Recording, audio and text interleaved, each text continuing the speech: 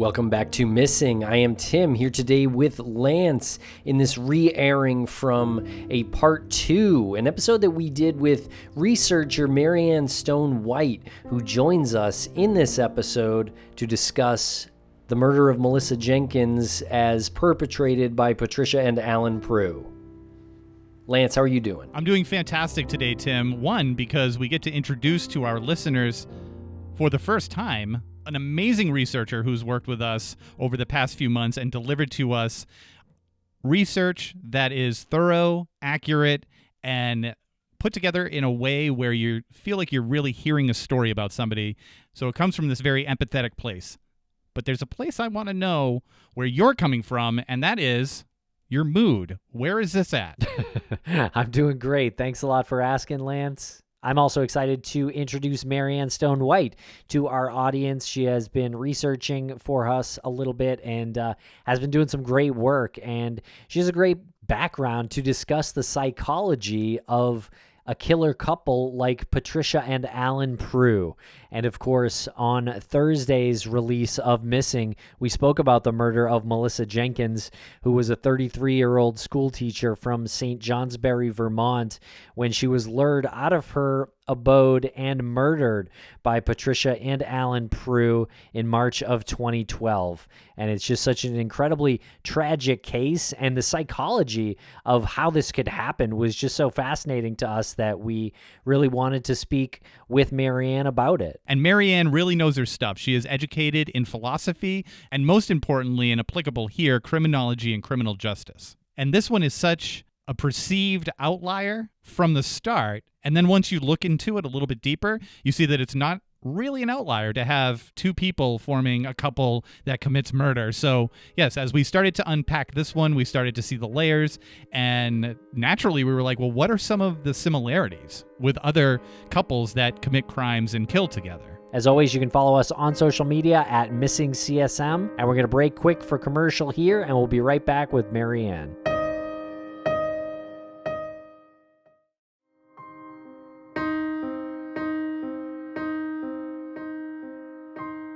Welcome to the podcast, Maryann White. How are you today, Maryann? I'm doing great. How are y'all doing? Doing fantastic, and really happy that the listeners get to hear your voice. If you're watching on YouTube, they get to see your face as well, because we talk about you all the time. You deliver to us all of this research for the missing people that we cover, as well as the solved cases that we've started to look into as well and tell the stories of, and you do such a great job, and we're so lucky to have you. And now I'm so excited to have the listeners know that you do exist. I do. Yeah, thank you for having me. I'm excited to be here and be on the show. Used to doing the kind of some of the behind the scenes stuff, but I'm excited to be able to talk about it with y'all today. Us as well. But before we talk about this particular tragic case, can you talk a little bit about how you became involved with this show and how the research started for you? Also your background too, please. Yeah. So I am currently an associate professor of criminal justice and criminology. And I do a lot of my academic research on violent offenders and the psychological aspects of criminal behavior. I've kind of always been interested in criminal behavior and, human behavior and why people do the things that they do. I've always been kind of a problem solver and really detail oriented. So I think that's one of the reasons why my focus tends to be on some of these serial killer cases and missing persons cases, because they're kind of really hard to understand and comprehend how someone or, how these people can become involved in these types of crimes and behaviors. So I continue to try to, better understand these people and why they commit these types of crime. Same with missing persons. It's hard to understand what happened, and really trying to determine in specific cases what that, missing piece is to hopefully find that person. So I am really into true crime and, watching all of those true crime documentaries and TV shows, and it's kind of late to the podcast game. But I've, gotten into that a little bit more, and in listening to Missing Maura Murray and some other podcasts, I just decided to reach out to you guys one day and, say, hey, do you need any help with this research? Do you, would you ever want anybody to help with looking into some of these cases? And I was lucky enough that you all responded pretty quickly, and we were able to get things going so that I could start doing some of this research for you. Everything you said was accurate, except for you were late to the podcast game. I think your timing was perfect, because if you'd come in any earlier, someone else would have taken you as their researcher and we would have missed out. So timing was perfect there. I appreciate that.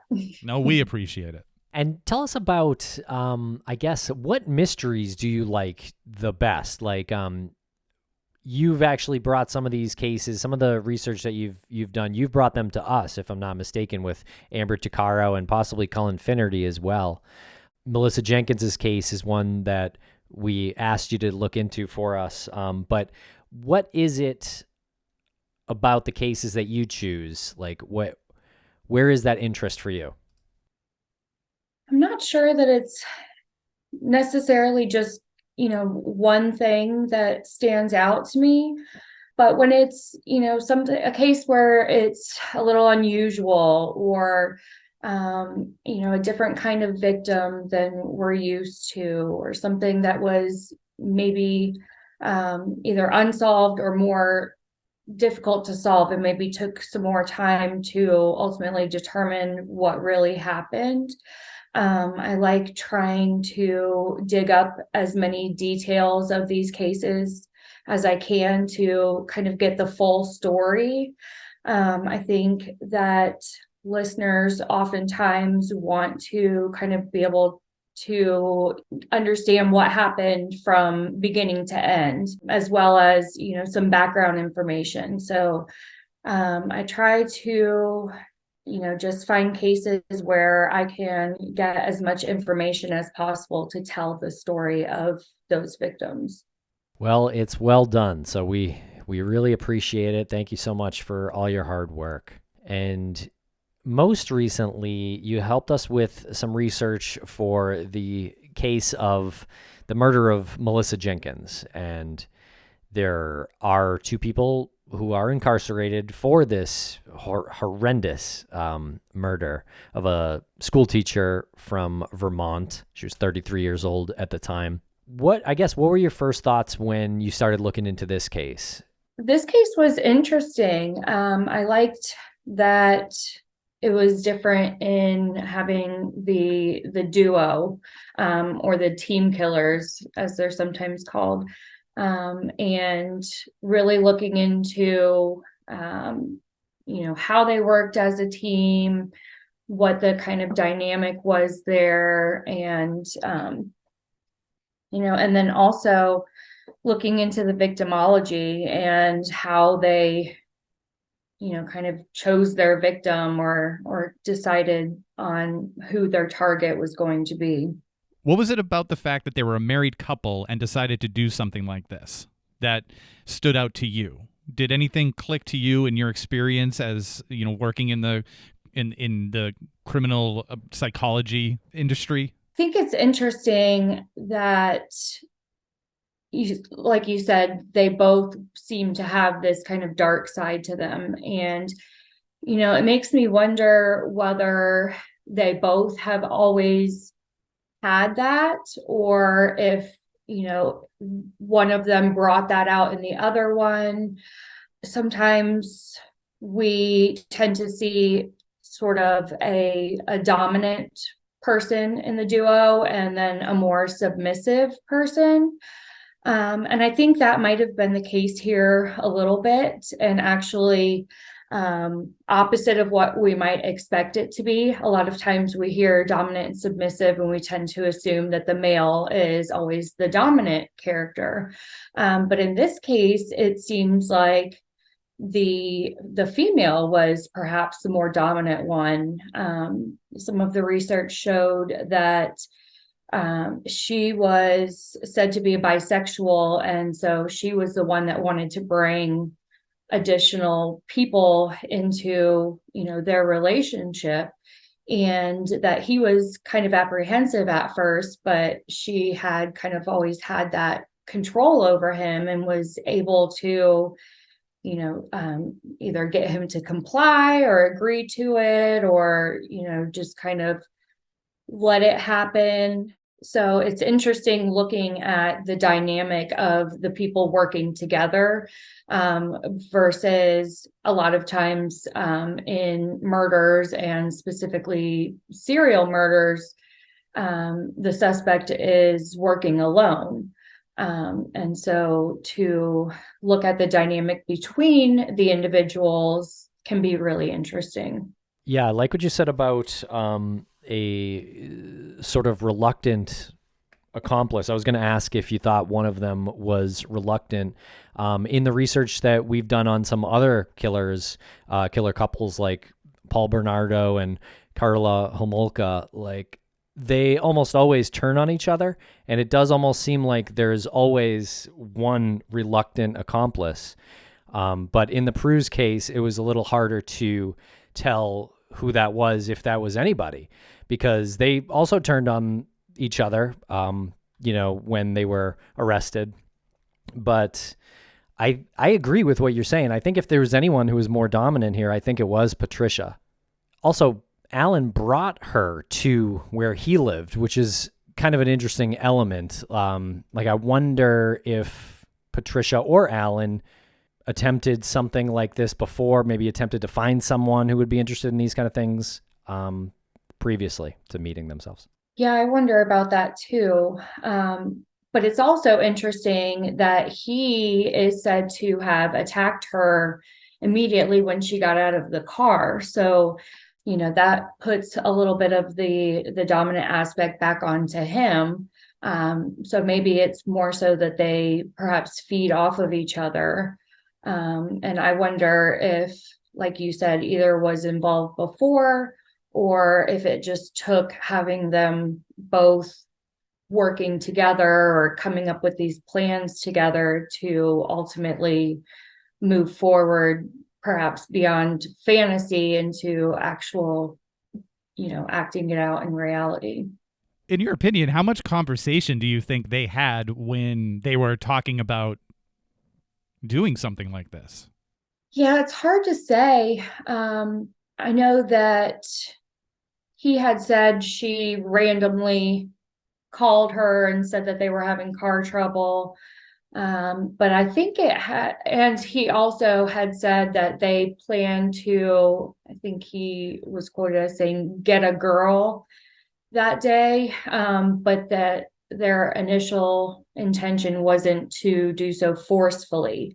But I find that kind of hard to believe, by the way that they lured Melissa Jenkins to the location where the crime occurred.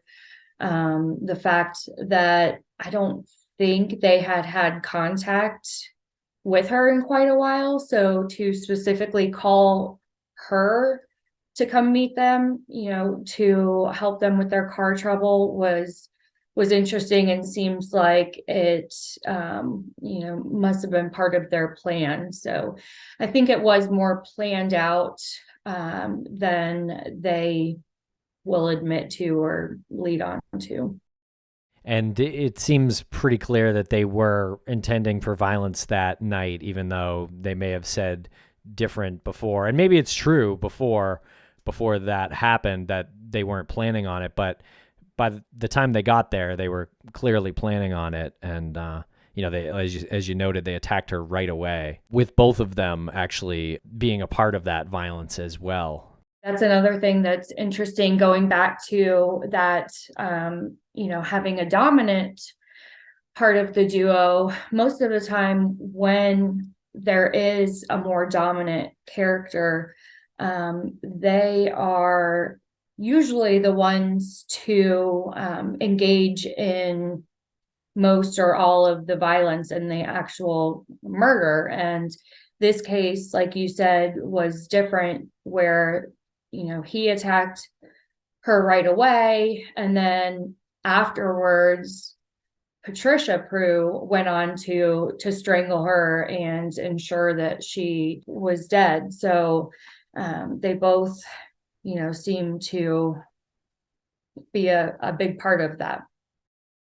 Yeah, I think that this was obviously planned out as a kidnapping, and whether they were going to keep her for a while or, and use her in a sexual manner for an extended period of time, I'm not sure of. But the fact that they would engage in sexual activity with another person, so the two of them would bring in a third, and they got that person through online dating apps. So that's how they did that. So this is completely outside of that MO if they just simply wanted to get a girl in a sexual way.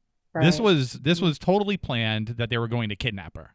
Maybe the murder wasn't planned, but when you read about how Melissa was strangled by both of them and beaten, I mean, two people don't beat somebody to that extent without completing the job as an accident. Right, I agree. And like you said, potentially the original plan was the kidnapping, but with the different way they went about selecting her versus previous partners, this definitely showed something different was intended. Well, this was a woman that Allen Prue had been attracted to in the past, and Patricia likely knew that. I have to wonder if that was part of why they chose her. I think it definitely played a role in it. A lot of times with serial killers, we find a fantasy aspect where it, seems to, in some cases, originate from or progress from having, the fantasy of, a certain type of victim or doing certain things to a victim. And ultimately that fantasy is no longer satisfactory. And so they eventually end up acting out that fantasy. And I wonder if that was kind of the case with this case, in that he had worked for her, had asked her out on a date a few times and, was rejected. And if, he had long fantasized over her and ultimately, he wanted to make that fantasy a reality. And perhaps Patricia had different intentions. And so maybe that's why it ended up moving the way that it did. But I definitely think him having that past attraction played a role in the selection of the victim here. And we'll be right back after a quick word from our sponsors. Thanks to our sponsors, and now we're back to the program.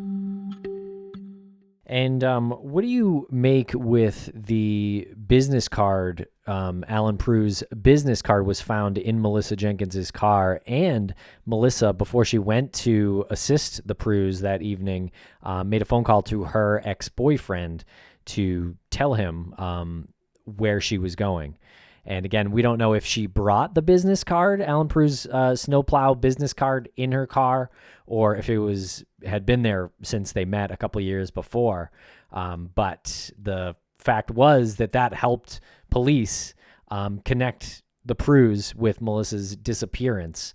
And then the police also found out that the Prues had gotten a burner phone. So yeah, this is definitely a premeditated crime. There's no doubt about that. What do you make about what Melissa did before she went to see the Prues? Yeah, that was really smart of her to contact somebody and let them know where she was going, who she was going to meet. And then it's hard to determine whether that business card just happened to be in her car, maybe among other business cards, but through, telling the ex-boyfriend who she was going to meet, they were, able to find that and pinpoint exactly who it was. But it may be more likely that she brought along that business card, not necessarily because she suspected something might happen to her, which she may have, but she may have simply brought it because it had, phone numbers or addresses or other information about these individuals that, she was supposedly going to help because their car had broken down. Ultimately, it turned out to be an excellent piece of evidence. And, obviously the Prues were not counting on her talking with anyone else or letting anybody else know where she was going. But that was kind of, ultimately their downfall and what led to their arrest, because they didn't pretend to be somebody else. They didn't lure her out using an alias, or they didn't surprise her in her home. The fact that they used their real names to lure her to that location ultimately is, again, what got them caught. When she didn't return and the ex-boyfriend wasn't able to make contact with her, he knew where she was supposed to be and who she was supposed to be meeting with. So made it pretty straightforward for detectives or officers to figure out, who may be involved. It's a pretty obvious scenario that doesn't leave a lot of room for gray area as far as who perpetrated this murder, Melissa's murder. But Allen has maintained his innocence. Even today, right? He's in jail, and he's still saying that he didn't have anything to do with the murder of her, and he was only really guilty of bringing this other person into the state, meaning Patricia. And Allen's mother found this comment that she made really interesting. She described him as a good boy, and I'm just going to read this comment. "I do not believe he would ever do this because he didn't have it in him." I think that's really interesting. She didn't say that. I just said that. She goes on to say, "I have nothing against her," meaning Patricia. "I have nothing bad to say about either one." So it's really interesting to me that she says, because he didn't have it in him. And it made me think that he was in a relationship with his mother that was really domineering as well, that his mother maybe showed, or Patricia showed signs of his mother.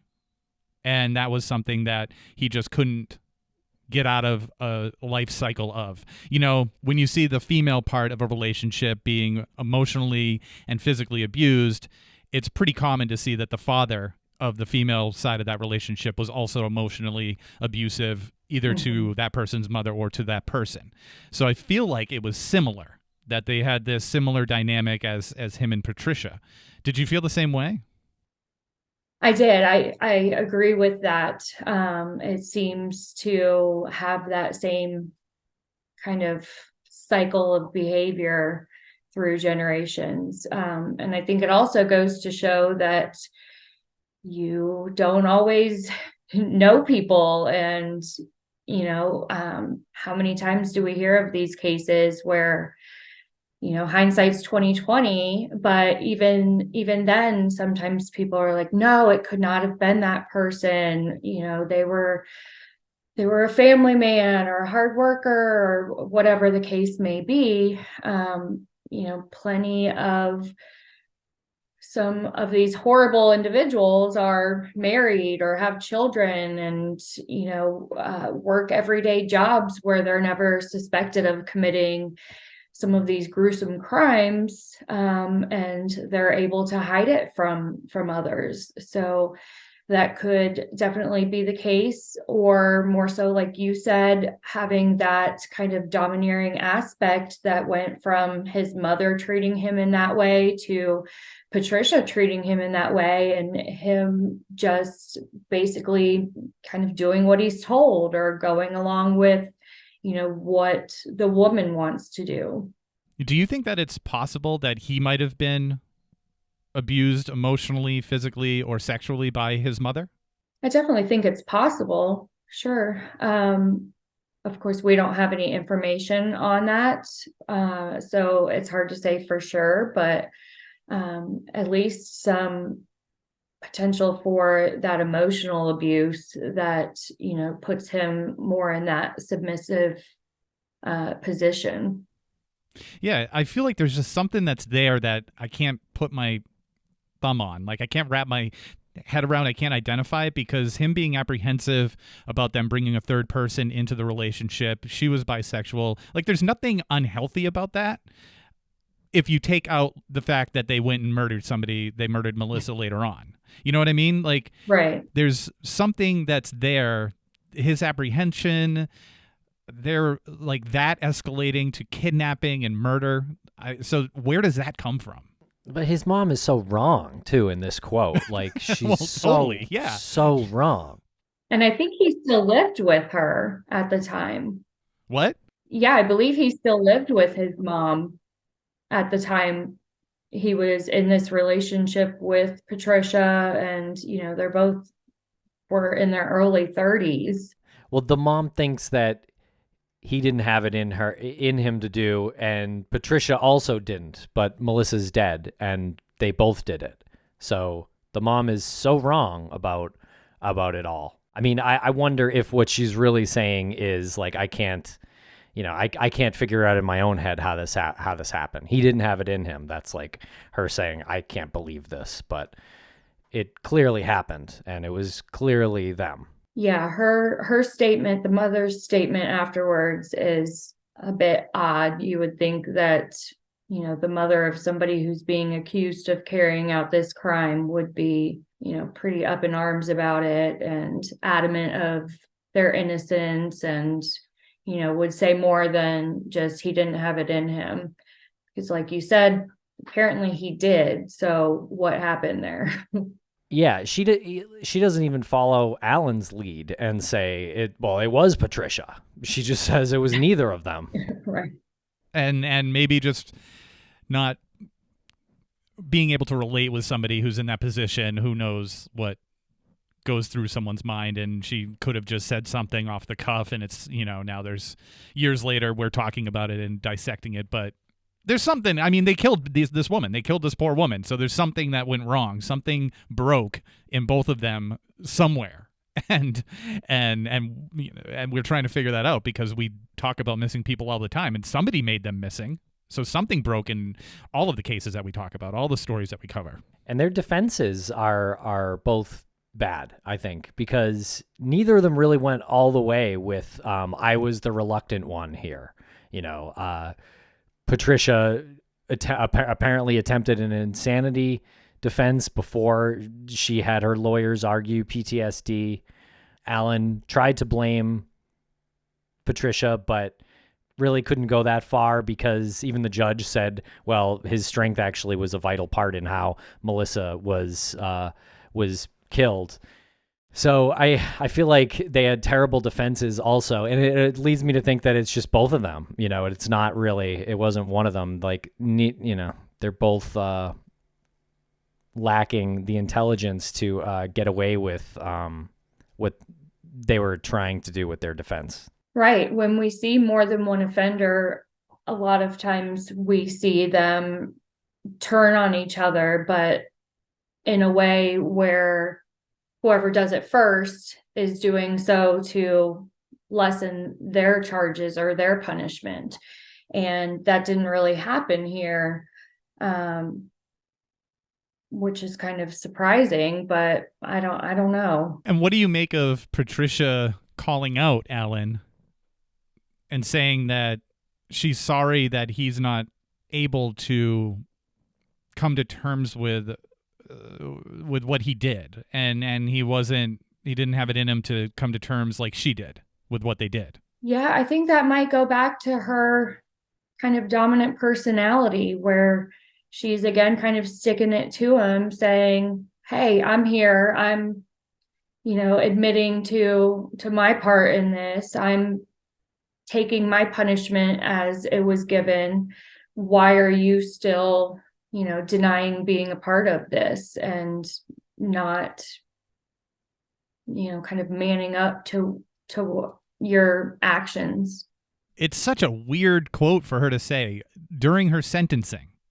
I want to apologize personally for the fact that my husband wasn't a strong enough human being to admit his wrongs and be able to take his rightful punishment willingly. I mean, that's almost saying what they did was okay as long as you take your punishment, right? What a weird thing to say. What a weird couple anyway. I guess why would I be surprised? Like, really, what was she going to say up there that I would ever read and be like, oh, well, that makes a lot of sense? She had gone one way or another and actually sounded apologetic. I think that's something that happens occasionally, or you just wouldn't speak if you don't feel that remorse. She didn't have to. And she was once again throwing it onto him and not taking responsibility herself. She could have gotten up there and, like you said, apologized and, talked about how she felt remorse and she was sorry for what they did, but it wasn't about her. It was about him and what he was doing wrong. And I think that goes back to the possible emotional abuse that he may have endured from potentially his mother and his wife. And we'll be right back after a quick word from our sponsors. Thanks to our sponsors, and now we're back to the program. Yeah, I just want to play a quick thought experiment here. Now, what do you think would have or could have happened had Melissa not brought that business card or placed that phone call to her ex-boyfriend? And I'm not sure if she named Allen Prue on that phone call or if they just said, like, the guy who used to snowplow for me. I'm not sure if she named him to her ex-boyfriend. But if she had never done that, I think it's totally possible to think that Melissa could still be a missing person. And then what would we be talking about? Because then there was her car there and her 2-year-old child in the car. But again, this is in Vermont. This is in the same neck of the woods as Brianna Maitland, who went missing with her car there. Maura Murray went missing not too far with her car there as well. I have to imagine we would be connecting or potentially connecting this case. Absolutely. I think that is ultimately what broke this case and allowed it to be solved so quickly. But like you said, had she not done those things, we could be sitting here talking about, what we think may have happened, who we think could be involved, and, that they likely wouldn't be some of the initial suspects or, people of interest, because he hadn't even worked for her for a few years. And so even though she had told others she was uncomfortable around him, they probably would be looking at the ex-boyfriend and, people who were closer to her. So ultimately, although it unfortunately couldn't save her life, it made her case rather easy to solve. But I think that's, all it takes in some cases is one piece of evidence, finding on a calendar where that person was going or who they, talked to last on the computer or things like that. And her, putting it out there beforehand was really smart and helped basically solve her own case. And the fact that the Prues used a burner phone to call Melissa, I'm not sure how they obtained that burner phone. So it's possible that phone call, that incoming call to Melissa's phone, wouldn't have been traced to the Prues. It's possible it could have been, but it's very possible it might not have been as well. Because if it didn't connect through Melissa's phone records, why would they assume it was the Prues? Right. And that also leads me to believe that the murder was planned as well, because when they called her, they stated who they were. She knew who she was going to help because their car had supposedly broken down. And if they were not planning on her not coming back and they were simply planning on, maybe a sexual assault or something, she would have been able to leave there knowing, who had been involved. And so the fact that they didn't try to use an alias or lure her in some other way leads me to believe that at least they were intending, that kidnapping. But more likely, even so, ultimately the murder was planned beforehand. And expanding on that thought experiment, like let's say that they did get away with this and the ex-boyfriend, you said something that jogged my brain about this. The ex-boyfriend shows up because he would still be worried about her because she still has contacted him to tell him what she's doing. And if they had gotten away with this, it would have been the boyfriend showing up at the scene of the crime, essentially. And maybe the investigative part would clear him, but he would always be guilty on some level in the court of public opinion, in other people's eyes, if the Prues got away with this. So no matter what would have happened, if they were not caught for doing this, the ex-boyfriend still, no matter what, would be always looked upon with a negative light. We would do an episode on this and say, well, typically it's a boyfriend, an ex-boyfriend, a husband. Well, in this case, she called him, right? So there would be some Yep. evidence, like that was, so it would be quite a mystery. Like he would either be like really, really looked at as a suspect, or he'd be cleared, because it would have been too obvious if he had done it and then tried to get away with it, like because she called him right before she left. Right, but So but we're it's going to one or have the to get other. over that in the first place. We're going to have to talk about him, and then whether he's cleared by the investigation or just in the public's eye, he still has to get over that, because it's typically people always look at the husband or ex-boyfriend or anybody close to the victim. So it's just a crazy thought experiment to have, that if they had gotten away with it, they probably wouldn't have been on the radar for a little while. Well, of course, until he says, she called me to tell me that these people, but that's why they were caught, because they weren't smart enough to really think this thing through. Yeah, and then they didn't know that Melissa would take the precautions that she did, which, thank goodness she did, even though it unfortunately didn't save her life. Yeah. It may have saved other people's lives, though. I mean, do you think this is a couple that would have stopped? I think had they gotten away with it, they probably would have done it again.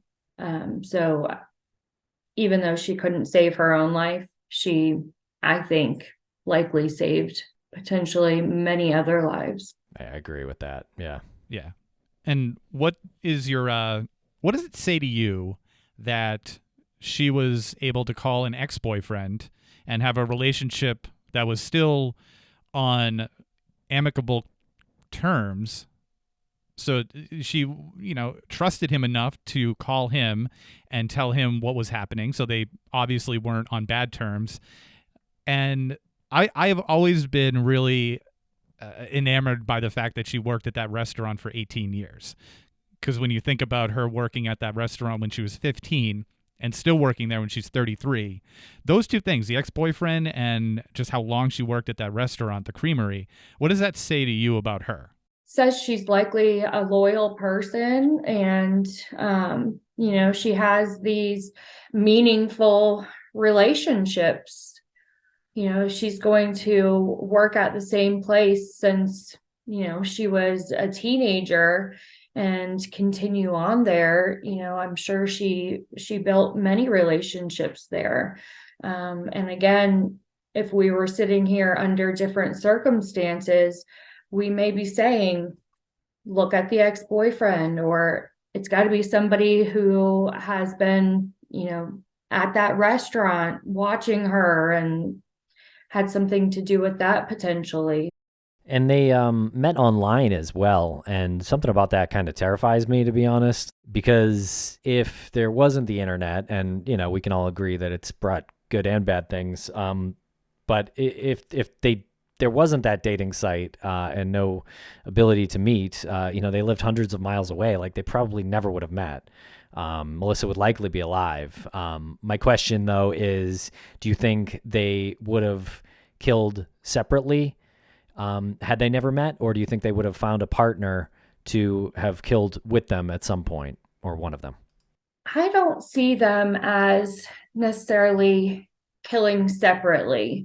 I think had they found a different partner similar to each other, then there's potential there for one or maybe both being involved in murders still.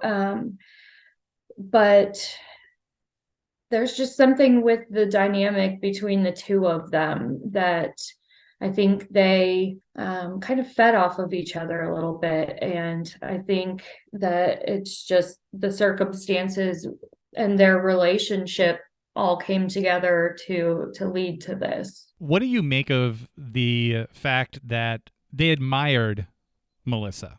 That was in the research, that they had seen her and they had expressed admiration. When do you think that admiration turned into jealousy, turned into resentment, and then turned into rage? I think it probably happened early on. I'm not sure that they necessarily truly admired her.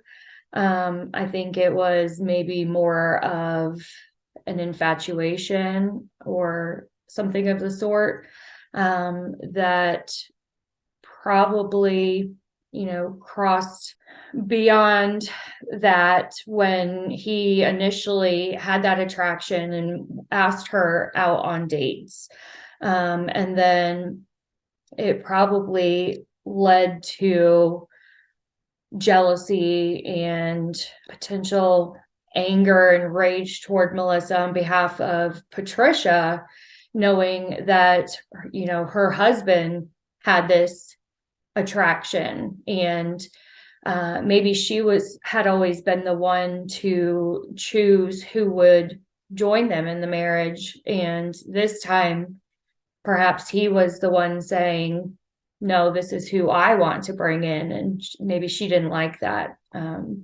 She wanted to maintain that dominance and, be the one that he was attracted to and wanted to be with, and nobody else. Yeah, just feel gross. Honestly, like, the most tragic part is how they could pull the mother away from the son. Like, they pulled Melissa away from her son and did this in front of him. He was an actual witness. And if the murder itself isn't bad enough, how did they continue to do this with a 2-year-old within sight? How are both people just so blindly consumed with violence and rage that they would continue to do that? And do you think that they ever considered hurting the son? I don't know. I had found in the research that part of that admiration for Melissa came from the fact that they wanted to start a family of their own. But it's kind of difficult to believe that they wanted to start a family of their own and have their own children, yet they knew that her son, was in the car, and he witnessed enough to be able to tell detectives specifically what happened to her and demonstrate how she was being strangled. So the fact that they didn't seem to care, I don't know. And I'm betting that they probably thought he wasn't old enough, or wasn't paying attention enough to be able to provide any details or anything that happened that he witnessed. But that's another thing, that kind of went in Melissa's favor that day, along with her making that phone call and having that business card, and the son being able to tell detectives exactly what took place. Yeah, I can't believe it either, that they desperately wanted to start a family, and then they leave a child motherless in a cold car in March. Like, give me a break. How do you manage to put together these research documents and not have them stay with you, or do they? They do. I'm human, and even though I find these cases interesting and, want to better understand or, try to understand at all what some of these horrible people do, they do stay with me, and I think about them and, hope to use the information that I learned from it to help prevent future cases of a similar nature. And, so I kind of just have to separate it out sometimes, so that it doesn't weigh too heavily on me. Yeah, it's an interesting point you just made, to look at something like this and try to apply it to other unsolved cases and try to learn from it. Is there anything specific in this that you can kind of pull out and say, this is similar, or this is something that stands out to me to look for next time or look for in other cases? Well, I think it goes to show that it's not always those who are closest to the victim, may not be who is initially suspected.